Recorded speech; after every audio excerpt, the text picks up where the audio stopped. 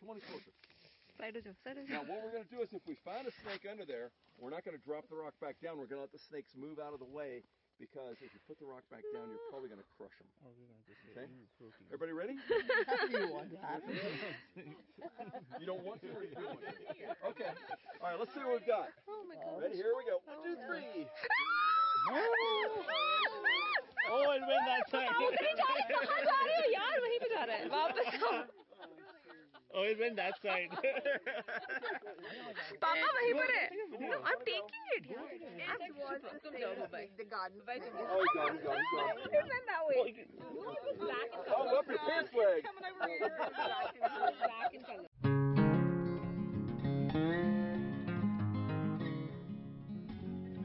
Hello friends, a very warm welcome to all from 60 and Traveling. I'm Sunita. And I'm Rajiv. Friends, we are coming back to you after a significant gap of almost 4 months, during which we spent some quality time with our family. So, our apologies to all of you for this absence.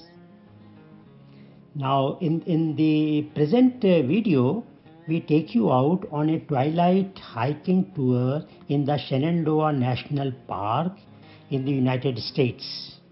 And the focus of this hike will be looking for animals and wildlife signs, and also learning about a few seasonal plants as we go around.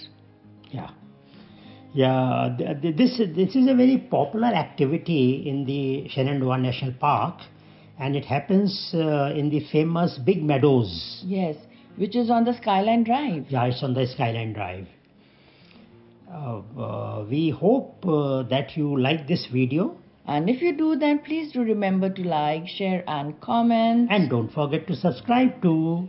So have a great time and enjoy our video. Enjoy our video. This is the Big Meadows Lodge, and we're going to start our twilight trek from here. Just had our dinner, and now we're all set.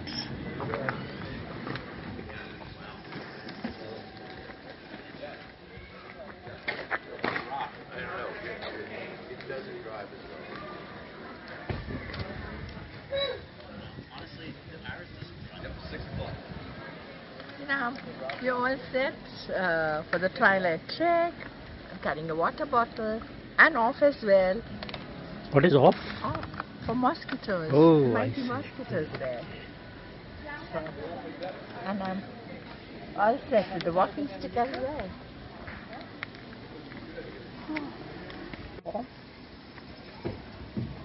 Applying off everywhere, preparing myself for the trek.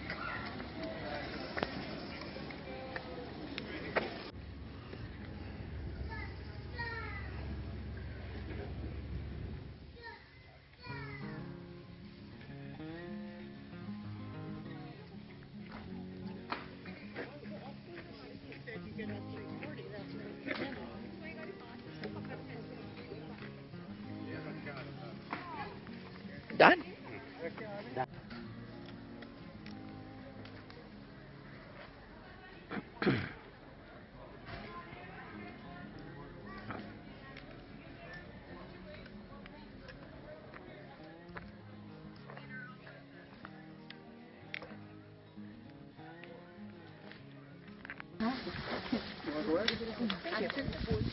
Say again? What? Oh, probably, yeah. Lots of sun bears. Okay, so I know the sun is bright. Circle, please, circle. It's a lot easier. It's a lot easier if everybody's in a circle and I can talk to everybody at once. Okay, so this meadow, when I was a kid growing up, the Bird Visitor Center had just been built. And we would come up here on field trips. And this is where I first learned about the concept of ecology and the web of life and everything like that. To me, it was just a day out of school. It was awesome. And then, like I said, when I was a Boy Scout, we came up here camping in the middle of the meadow in the winter. There was like this much snow, and it was just, again, it was awesome, but for the wrong reasons, probably. Then, when I started coming up here, when I had 3 sons of my own, on our own, I usually do these hikes usually in California when I'm doing these hikes. But I had 3 sons, and we started coming up here and looking at meadows, you know, and you're looking at things totally different when you look through kids' eyes. And I realized that most people who come to Shenandoah never get a chance to see this meadow the way that I saw it, and the way that I've seen it. And so we created these hikes about 10 years ago, maybe, to get people involved in coming out here, because the Park Service doesn't do this stuff anymore. My whole life I kind of wanted to be a park ranger, and it just wasn't going to happen. So now I do it all like this. So when we came up here, we learned that this meadow, a lot of people try to figure out why this meadow is here and how it got formed. And so this now is only about 3,000 acres left in this meadow. It used to be 11,000 acres. There were no trees anyplace. This was a big, bald mountain area. And people theorized for a long time there was glaciers. Well, no, it wasn't glaciers. There were no glaciers this far south. But it was, back during the last ice age, it was on a very high elevation snowfield. The mountains were a lot higher back then, and things were a lot colder. But this was a snowfield. Think tundra, if you will. And that's what this meadow was like.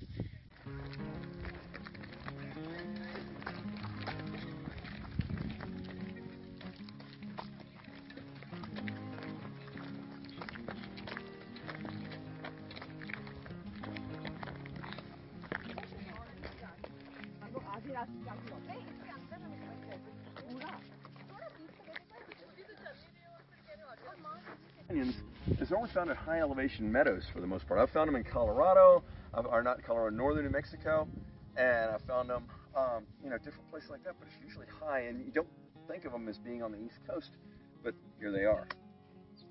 One of the other major plants that we have here is milkweed. Now, what's special?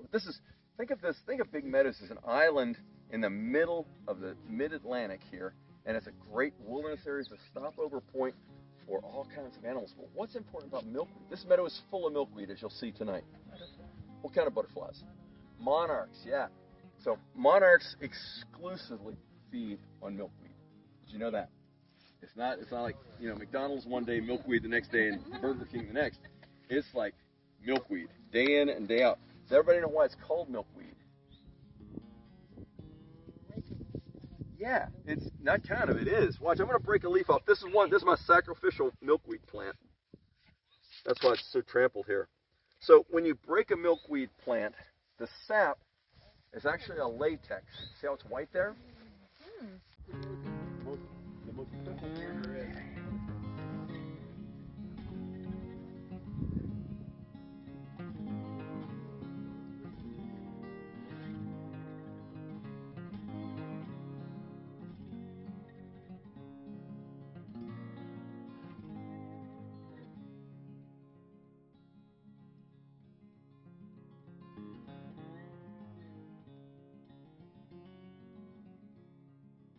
West side of the mountains have cliff faces.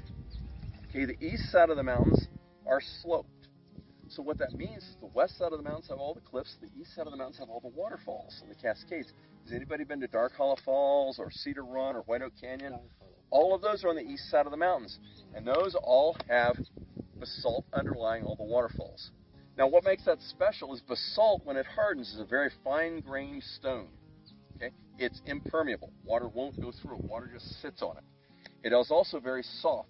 So the waterfalls have big troughs carved out on them by water, and they're very smooth. You can slide down them, you can slip on them, you can bust your butt on them, all kinds of stuff like that. The reason I tell you that is because Big Meadows is neither one of those. Big Meadows got pushed up, and if you take your hand just like this, it's a big bowl of bedrock up in the mountains. The salt is underneath the whole thing. Okay, so it's a bowl shaped just like my hand in the top of the mountains. You've got the high end right here where my fingertips are. The low end is way down there, and it's a head wall, basically. We'll talk about this a lot more later on in the hike, but I want you to remember that.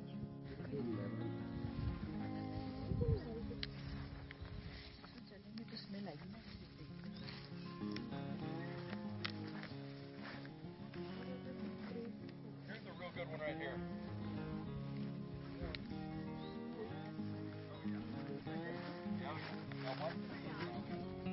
Huh?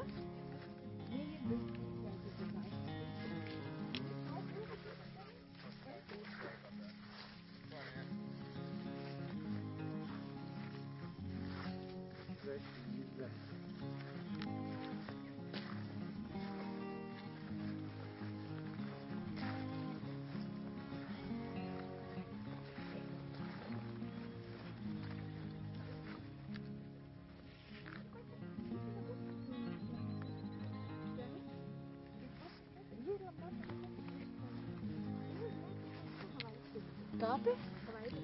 ये वाला देखो। ये। और है।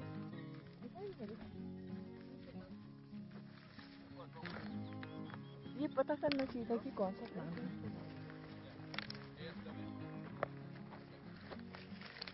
Alright, come on out, folks. I know. Okay, the reason this is called the Sun Music Trail is well. Huh? We're gonna see the sun. Oh, wow.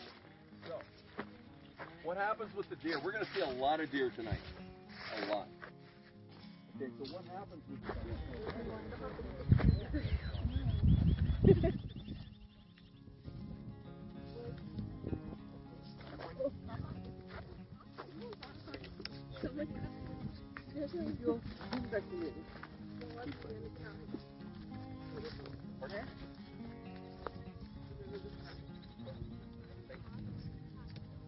Talk about a map. It's great. The birdwing. Do you know about it, Merlin? It's amazing. बुरा हाल हो गया उनका। You know about it? अभी भी देखो सारे ये बाल में से आ Oh, रहे हैं। it's ये a फॉल है। Everybody, come on down. I want to talk to you about this.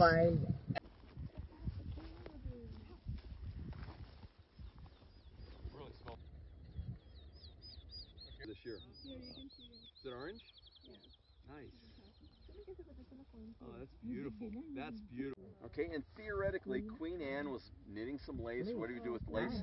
And she pricked her finger, and her finger, of course, because she was a queen, came out purple blood. I prefer to think that that's royalty, and she's in the middle, and this is the lace that goes all around her. So this is Queen Anne's lace, the little tiny purple flower in the middle. All right, now we're going down this way. Very pretty, actually.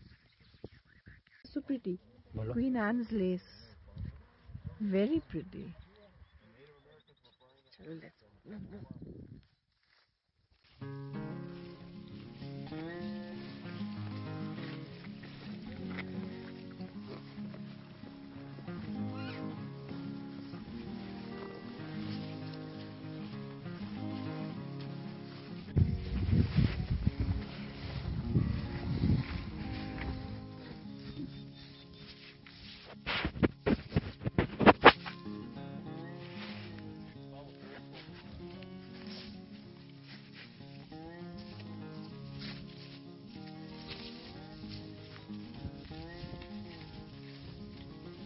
कह रहे जहाँ चल रहा है वहीं पे चलो और कहीं मत चलना।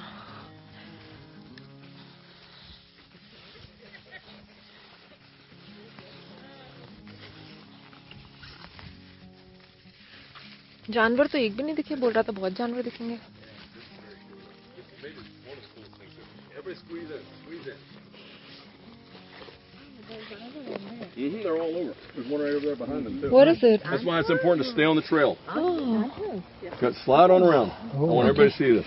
Slide on around. Slide on around. Okay. This is perhaps one of the coolest things out here, I think. This is an anthill, obviously. But this is called a mound builder, or Allegheny mound builder ant. It's a very special type of anthill. They're only found here in the Blue Ridge. They're only found here, out into West Virginia, and Western Maryland, and Southwestern Pennsylvania. They live on the mountains, Alleghenies, of course. Out in West Virginia, they'll get to be about this tall. Okay.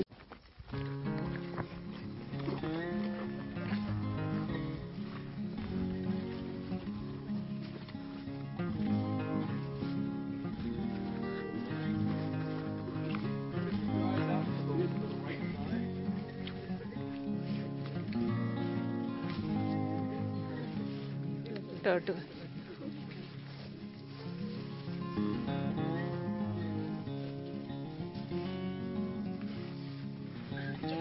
Sunset दिखाई नहीं। ले रहे सबका ले रहे।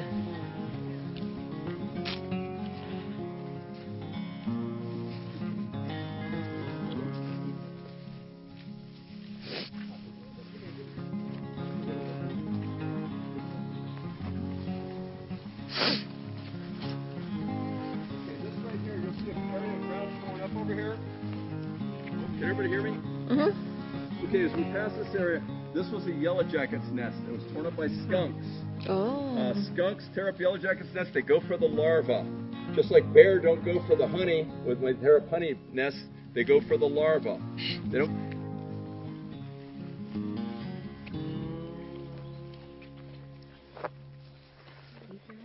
पता नहीं बताया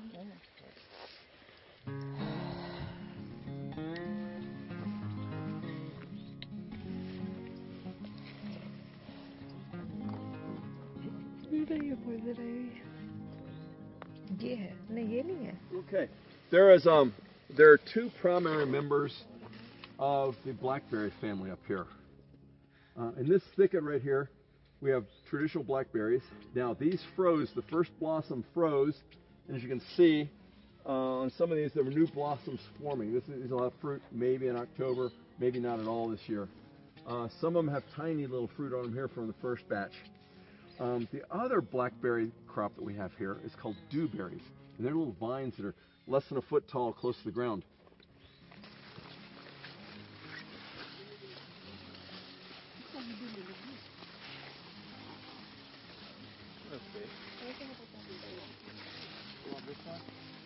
Wow.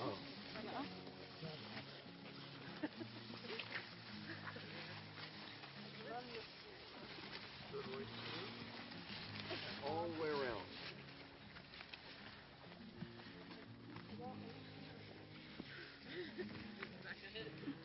Yeah, don't make me regret it. The rest of the meadow. Now, plants have plant zones. When you come ashore, you got scrub growth near the beach. Then you get the pines. Then you get the deciduous trees, the trees that lose their leaves. And then as you move higher and higher up, you'll wind up in a spruce fir forest, and eventually you'll wind up in like tundra and boreal forest. Okay? Where we are, because it's just a tiny bit cooler, is very much like the summits of the big mountains. That's Hawksbill Peak back there. That's the highest mountain in Shenandoah. Up on top of Hawksbill, you find nothing but spruce and fir. So here we have fir. Spruce and fir. And these trees, that's what you see. It's the predominant tree in this microclimate. It grows very dense. You see, it grows almost like weeds. They grow so close together. Now, a lot of people, I know a lot of people have different feelings about climate change and global warming, and I happen to work outdoors, and I see it up close and personal. And I want to explain to you what's happening here. We're getting warmer temperatures on average across the board here in Shenandoah. This tree was alive 2 years ago. It is now dead. These trees here were alive at the start of this season, and look at what they look like now. It's not climate change alone that's killing these. Okay?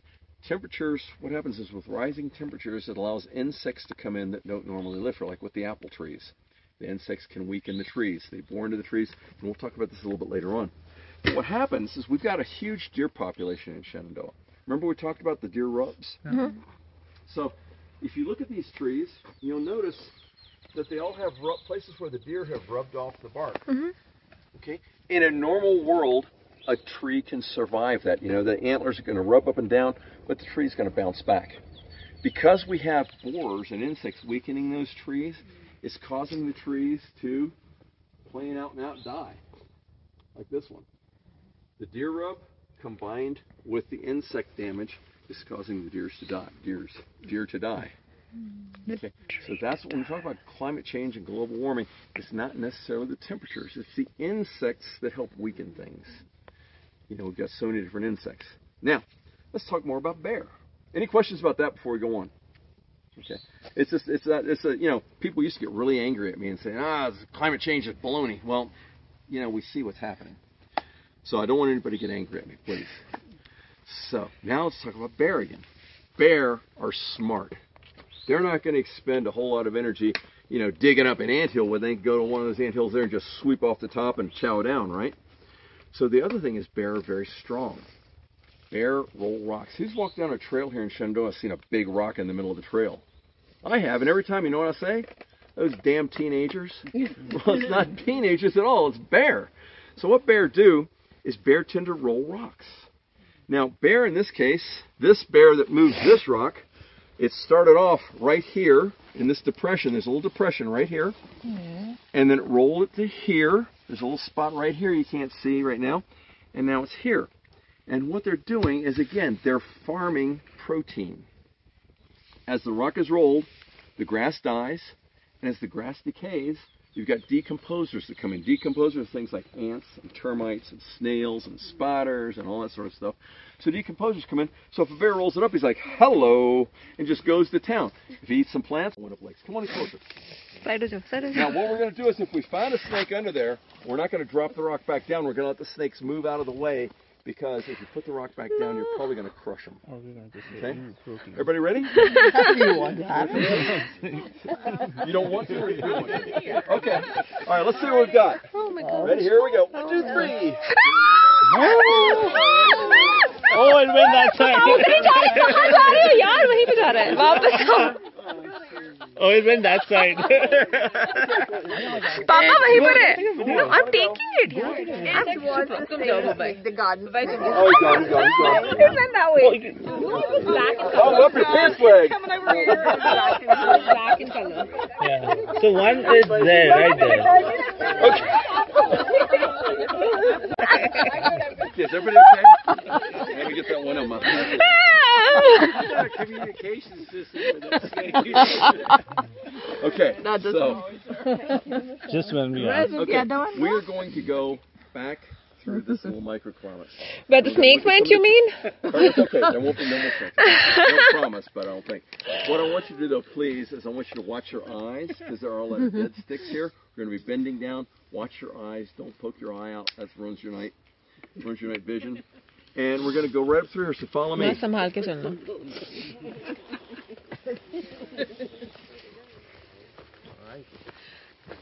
भाई साहब, ये तो हद ही हो गई. 2 और निकल कर आ गए.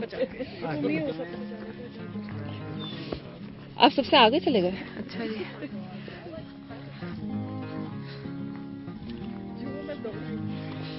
तुम कहीं से पागल हो, ऐसे ट्रेल में कहीं पे भी मत चले जाया करो.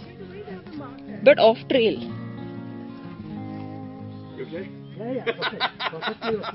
That was awesome, wasn't it? Okay, watch your eyes through here, please. Watch your eyes.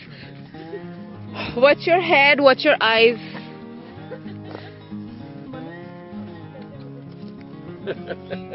Everybody's awake now.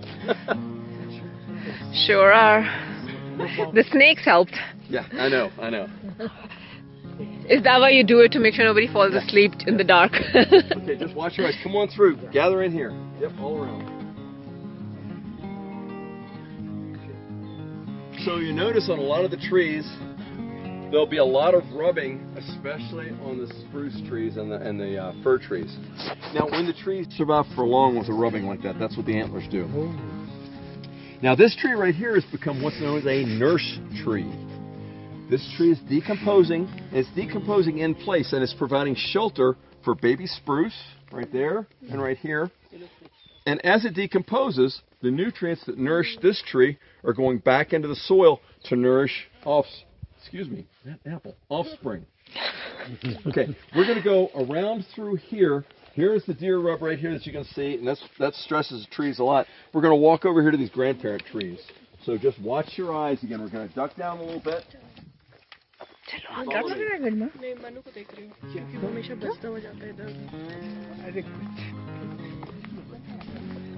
Watch your eyes, watch your head. यार पत्थर तो कभी लाइफ में नहीं हिलाने वाले हम. लास्ट टाइम पत्थर हिला लिया लाइफ में. लेकिन गर्मा वो कह रहे हैं इंसेक्ट्स की वजह से आता है. तुम Just watch your steps through, okay? आराम से, बहुत धीरे-धीरे, slow. Thanks. I mean, I know she can do it herself, but I'm just saying. Okay. All right.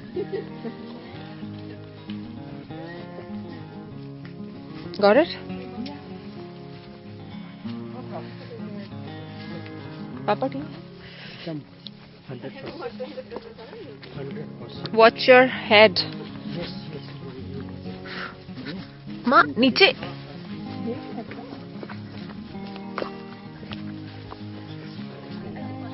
Is not a snake, I promise. Oh my gosh. I was hoping to hear a lot more bear and a lot less snake. Me too. This is bear. Okay, cool. This is really cool about bear. Everybody's got to be able to see this rock, though. Again, you're going to remove this? No, not this time. No, this rock won't come out of the ground. Come on, you want to come close? Come close. Come around this way. Okay, with your stick, reach up like this, ready to hit. Okay.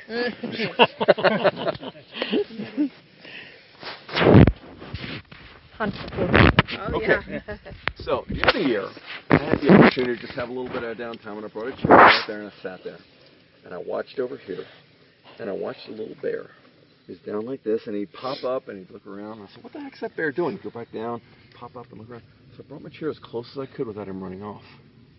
And I came down, and what was happening is the bear was going down like this. He's shaking this rock like that, and then he'd go down, he'd disappear, and then do it again. Then he'd go down again and disappear. Well, it's not going to happen tonight, maybe. So anyway, what happened? I thought to come down and check it out to see what's going on here. And underneath this rock, shake it like this a little bit. It doesn't come out of the ground real easily. Anyway, I'll describe it to you. Underneath this rock was a huge ant nest. And this worked for like most of the summer. So maybe the bears visited again. But what happened is every time he would shake this rock just like that, the top of the rock would get covered with these great, big, fat, juicy black ants. And he'd go down and just lick them all up. He'd just lick them off the rock. And he'd do it again. And he must have done that 30 times, just eating ants. And it was the coolest thing. And I was able to reproduce that until just, I guess, tonight. I haven't been able to find them. And, they don't taste that good, but, we're able to reproduce most of them. Huh? Right up there, right under the tree. There's a trail right there, just over on the hill. And that's when I first saw them. Then I moved over closer to the trail. Oh, cool.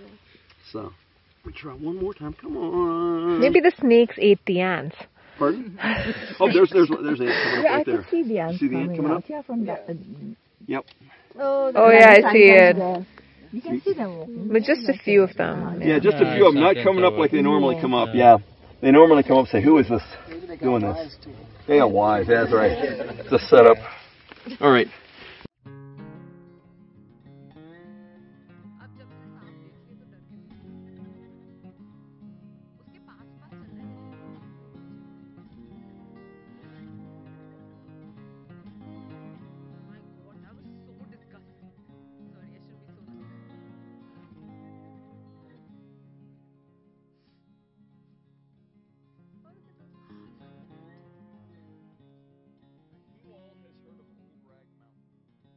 Camp Ranch had some of the best trout waters in eastern United States. So Hog Camp Ranch, they re-engineered it, and the business people on both sides of the park decided, well, if we bring the president up here and he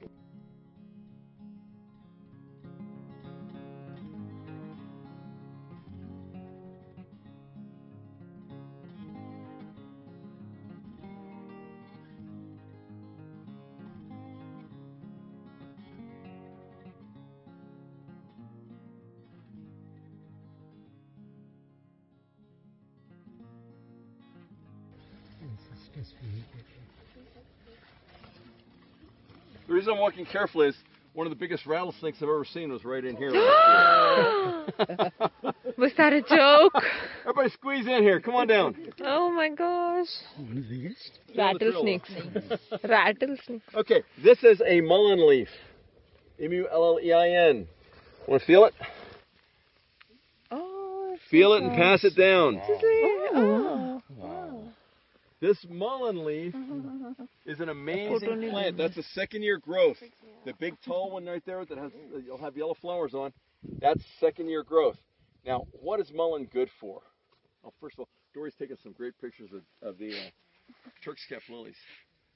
Okay, mullein is awesome for toilet paper. It's like wiping your bottom with velvet. You guys all know about that, right? That's what the Marines, that's the selling point of the Marines. Like Charmin, that's right. So mullein is both great for using when you need toilet paper and you don't have it. But more important than that, mullein is an antifungal, which means you can take it and put it underneath your toes when you have with athlete's foot, and it'll knock out athlete's foot in a nanosecond. Ladies. What is that? Okay. This was an area where we had a lot of turtle nests also last year. Oh, okay. I'm not seeing any this year.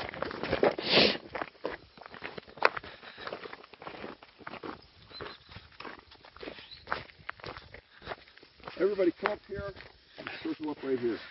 Okay. Circle up, circle up. नहीं हाँ तो यहीं तक तो हाँ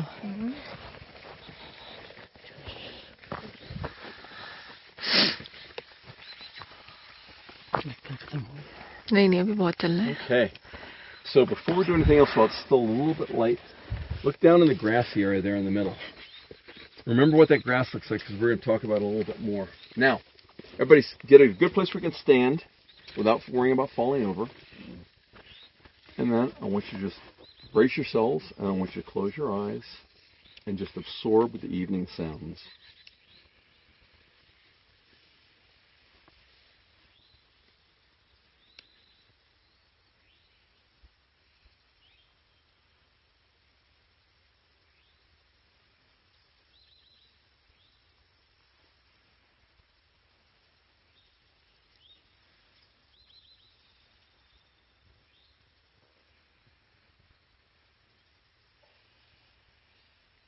Okay, it's not often in today's world that you can have that much silence and just birds. And what I want you to think about is I want you to pretend just for a second that you're sitting on the front porch of a house. And this house was built by your great-great-grandparents. And this is your home, and this is where you live. And all day long you've worked on your farm, you've been growing crops, growing apples, tending cattle, and you have good water, you have a garden, you've got plants, you've got everything that you could possibly need. Plus, every night, you can sit on your porch and listen to this sound like this. And even on the hottest days of summer, it might get hot during the day, but at night, you'll be comfortable putting a fire in the stove or sleeping under blankets. And that's a pretty special way to live. But then all of a sudden, the next day, two men come to your house, and they say you have to move. We're creating a national park, and you have to move out. It's going to make you feel pretty sick, and that's exactly what happened, though. If your family was lucky enough to own the land, they would give you perhaps about $1 an acre, and then they'd give you a small house at the bottom of the mountain, maybe 3 rooms with 5 acres of land. At the bottom of the mountain, it goes up to 90, 100 degrees. You can look up and see the mountains, but it doesn't cool off like this. You don't have the birds like this. If you didn't own the land, now a lot of people lived up here that did not own the land. They just were squatters because somebody owned the land, but that somebody was in New York City or whatever, and they've lived here for a long time too. If they did not own the land or could not prove they owned the land, they had to take their belongings, pack up, and leave. They didn't get anything. And that's a pretty terrible feeling. The kids that I grew up with were second generation, having had their families moved out of this park. And a lot of their families, they never came up here. There was just so much bad feelings, they never came up here. And of course, that's not the worst thing that ever happened to Americans, but just think about the 20th century, that's still pretty bad when you get everything taken away from you. For that is in this birch tree right here. Birch trees don't survive in this climate in the mid-Atlantic anymore because it doesn't get cold enough to kill the borers. Birch trees, even in Pennsylvania, unless you're on 81, birch trees, it just doesn't get cold enough to kill the borers anymore, except for here. So where we are, we're in the bottom of the swamp. Okay? Big Meadows is a swamp. There are 3 types of wetlands. There's a fen, which is mosses and grasses. There's a marsh, which is cattails and reeds and stuff like that. And then there's a swamp. And a swamp has woody plants, like trees. Down there we've got trees all through here. This grass is amazing. First of all, this low-growing plant right here is called Canadian brunette.